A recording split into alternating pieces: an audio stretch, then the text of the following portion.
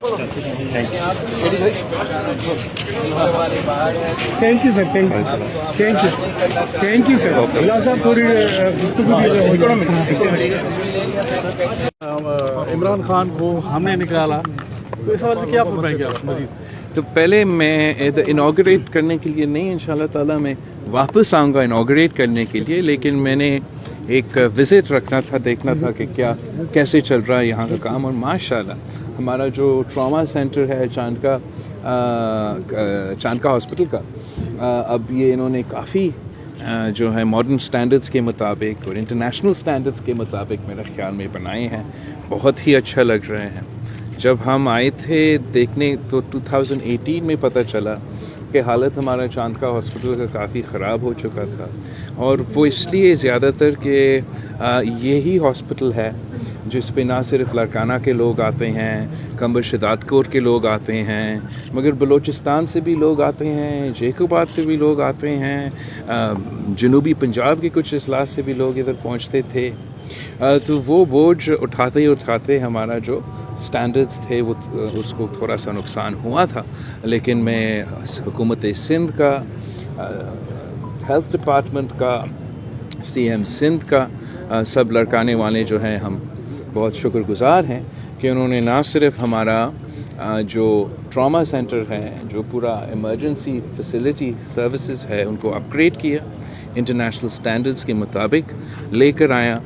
کراچی میں جو trauma centre ہے انشاءاللہ تعالیٰ اس کے ساتھ لنک ہوگا، اور پھر کراچی کے ٹراما سینٹر کے سٹینڈرڈز کے مطابق یہ ہمارا ایمرجنسی فیسلٹی بھی چلے گا، اور ساتھ ساتھ جو ہمارا ایمرجنسی سروسز ہے، جو ہمارے ایمبولینسز ہے، وہ سلسلہ بھی شروع ہوگا، اور ریسکیو 112 کا سروس ہمارے اپنے لڑکانوں میں بھی شروع ہوگا. اس کا یہ بھی سہولت ہمارے لوگوں کے لیے ہے، اور ہم حکومت سندھ کے بہت شکر گزار ہیں کہ یہ کام چلتا آ رہا ہے.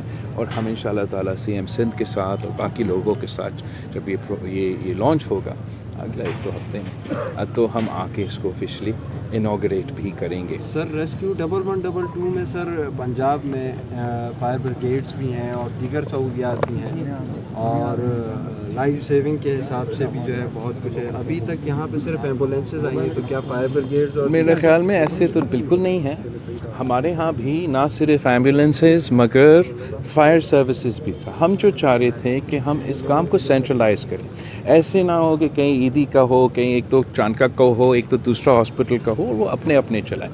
اس سلسلے میں فیسلٹی تو موجود ہے، لیکن جب آرگنائز نہیں ہوتا ہے تو لوگوں کا جو فائدہ اس سے کم ملتا ہے. کافی پیچیدگی ہے، اس پر بھی کوئی نظر ثانی ہے؟ تو یہ ہم نے پہلے شروع کیا چائلڈ کا جو ایمرجنسی فیسلٹی ہے، بچوں کا جو ایمرجنسی، جو سب سے زیادہ جو فٹ فال ہوتا ہے آپ کو ہاسپٹل میں، جو سب سے زیادہ کنیکشن ہوتے ہیں ہاسپٹلز میں، وہ ایمرجنسی سروسز کے تھرو. تو اس لیے کہ پورے سندھ بھر میں ہمارا جو شرائع اموات تھے عورتوں کے، بچوں کے، وہ کافی پریشان کن تھے. اس کو ٹیکل کرنے کے لیے ہم نے ہر ڈسٹرکٹ میں چائلڈ لائف فاؤنڈیشن کے ساتھ مل کر پہلے اپنے جو بچوں کا ایمرجنسی سروسز ہے وہ انٹرنیشنل سٹینڈرڈز کے مطابق لے کر آئیں، اور آپ نے دیکھا ہوگا وہاں لڑکانہ میں بھی یہی سلسلہ شروع ہوا. جو دوسرا سٹیپ ہے وہ یہ ہے کہ جو ہمارا ٹراما سینٹرز ہے اور ایمرجنسی سروسز، چاندکا کے ہی ایمرجنسی سروس اور ٹراما سینٹر، ان کو ہم انٹرنیشنل سٹینڈرڈز کے مطابق لے کر آئے، ان کو ہم بہتر کریں.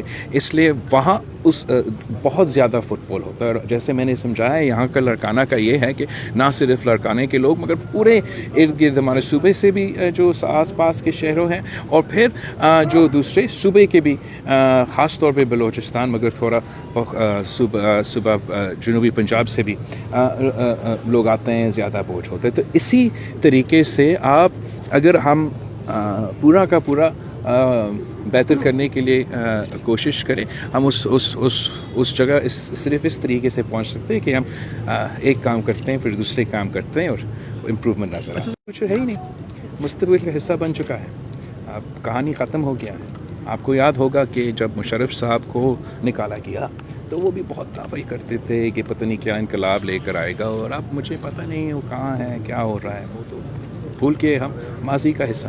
تو ویسے ہی جو مشرف کے باقیات ہیں، جو عمران خان صاحب ہے، یا جو بھی ان کے ساتھی ہیں، اگر وہ جمہوریت کے ساتھ نہیں دیں گے، اگر وہ جمہوریت کی ترقی کے ساتھ نہیں دیں گے اور ان کا الیکشن کا بیانیہ یہ ہوگا کہ فوج میرا مدد کرے، کہ ادارے ہمارے پاکستان کے ادارے، ہر پاکستانی کے ادارے وہ پی ٹی آئی کا ٹائیگر فورس بن کے کام کرے، صحیح. اگر ان کا بیانیہ یہ ہوگا کہ آئین تروائے تاکہ وہ شخص جو 6 مہینے سے صرف وزیر اعظم نہیں رہا اس کو ہم آئین توڑ کے زبردستی اس کو پھر سے وزیر اعظم بنائیں، تو میرا خیال میں اس قسم کا جو سیاسی بیانیہ ہے جمہوریت کے خلاف ہوتا ہے، وہ آمرانہ سوچ ہوتا ہے، غیر جمہوری سوچ ہوتا ہے، اور پاکستان کے عوام کو جب بھی موقع ملا ہے انہوں نے غیر جمہوری قوتوں کو، سلیکٹڈ قوتوں کو شکست دلوایا ہے اور جمہوری قوتوں کو منتخب کروایا ہے۔